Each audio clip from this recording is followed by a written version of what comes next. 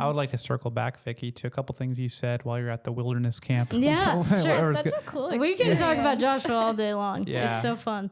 First thing I want to circle back to is your 9-month experience, basically away from all technology, Yeah. pretty much. Yeah. How did that deepen your relationship with God? And then how did that affect your rhythms with technology moving forward? Because obviously Yeah. you can't fast from technology for the rest of your life as much as Totally. we would want to. Totally. Not that I want to, but even if you could, like it's just all around. It's unavoidable. totally. Talk about that a little bit. Yeah, I think I just really saw where I put my time. Like, it is so easy. And again, TV shows aren't bad, movies aren't bad, music isn't bad. Love all those things and use them all regularly.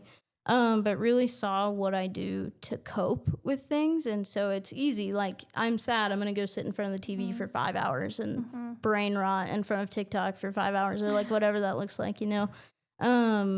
And so my time up there was really just like, what do I run to when things get uncomfortable? Or what do I do when I don't have anything to do, when I can't flip on a show or, again, scroll through TikTok or listen to an album or whatever that looks like.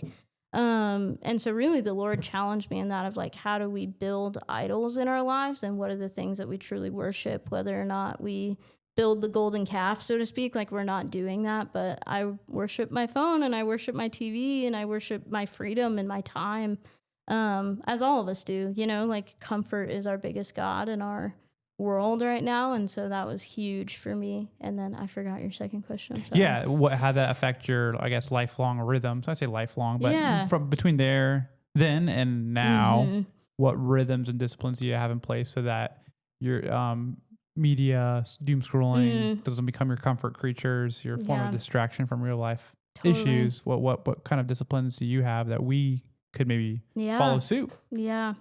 I think just really knowing like what your trigger points are and like, okay, if I'm sad, what can I do despite wanting to just sit on my phone and doom scroll? Like sometimes that can be healthy, but after 20 minutes, it's usually not. And so for me, I've just been really conscious of that, of like, what are the things that I'm filling my brain with when I have spare time? You know, like I'm not out worshiping idols, but I am worshiping the God of my own comfort. And so mitigating that, and then really leaning into how can I enjoy these things well? You know, how can I make movies a communal thing, or music a communal thing, or TV a communal thing? And that really practically looks like, hey, instead of sitting on my phone and doom scrolling for 5 hours, I'm going to invite people over to my apartment and we're all going to watch a movie together and celebrate that together. Yeah, using it for good, not evil. Yeah. And it seems like it's not like hard, fast rules you have. There's just more contextual to the season of life you're in, with your mood, you're sad, you're satisfied. Totally. Yeah, it's interesting because I know we try our best with our technology rules, and maybe we should have, at least I should have harder, fast rules. I probably should too. I mean, I feel like there's always you can always do better. I feel like in that area, but at the same time, it's not a bad thing. It can be a form of, entertainment's not a bad thing. It's just when it's distracting us from life, and we we can become apathetic and lazy.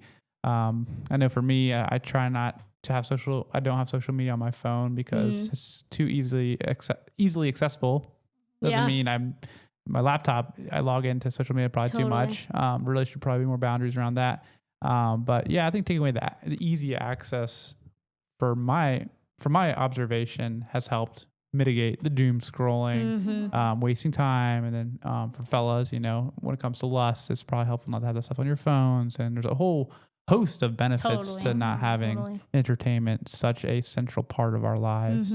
What's like a non-negotiable for you that you like I don't watch movies after a certain time, or I don't. Is there any hard fast rules you have? Big on no phones at the dinner table. I hate that unless it's like checking a text, like you got a text and you're working. Like I do again with my job, I'm on call all the time, so I have to be attached to my phone quite a bit. But I'm big on like if we're at dinner together, I want to be present and available for that. Do you have any hard, fast rules about when you are allowed to be on your phone as soon as you wake up? Is there like a process? I've tried. I go back and forth so many times. I think during certain seasons I've been better about it, and then it just fluctuates. So Yeah. Not like a terribly hard and fast rule, but definitely trying to get better at that. Yeah, no, for sure. Again, there isn't necessarily a magic answer to all this. I know for me, what works for me might not work for you or you. Yeah. But I know for me, I try not to do anything technology related. I try. I'm not perfect at this, but I try not to do anything about that till after my quiet time with the Lord. Because sometimes I stress myself, get myself anxious for no reason when I jump into things that are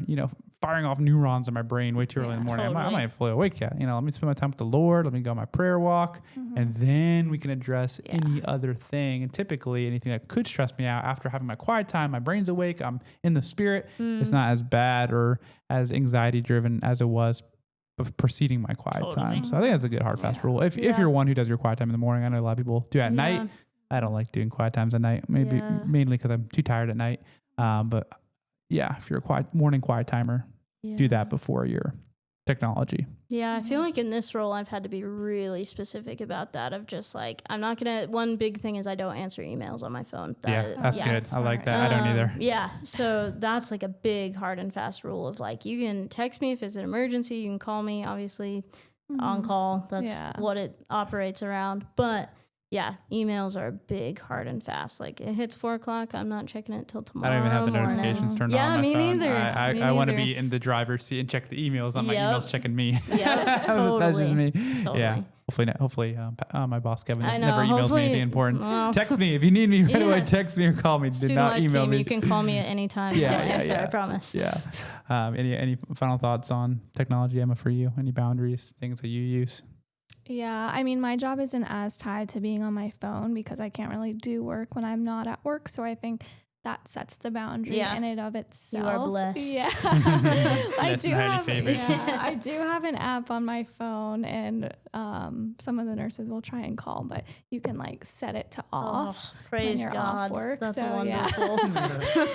No one's disturbing me when I'm not at work. But that's awesome. Yeah, I think in the same boat, I try not to check my phone before our quiet time. Again, I'm not perfect at that either. Yeah. And yeah, I mean, I think it's just like a convictions based thing. You have to take it with each season that you're in and figure out like, is this like beneficial to me at this point or not? Yeah. And I feel like a lot of the times it's not beneficial. No, definitely not. Yeah, but it's hard because the world is so connected to the phone, so it's hard. And we live around that. I mean, we have a computer in our pockets 24/7. I can find anything within 0.5 seconds of a Google search, Yeah, it's so accessible. I read an interesting book. I don't know which book it was, but it was talking about like the TV being a worship thing or like people having different idols in their house and there being a worship center around it, and that the TV is like the center and there's a whole couch around like literally set up to worship the TV, which I was like, oh, that's kind of scary. That's kind of scary. Yeah. I think you're talking about the book Gods at War by Kyle Idleman. Yes. Oh, such a convicting book. Yeah, it has so a whole chapter good. on entertainment technology and stuff, and like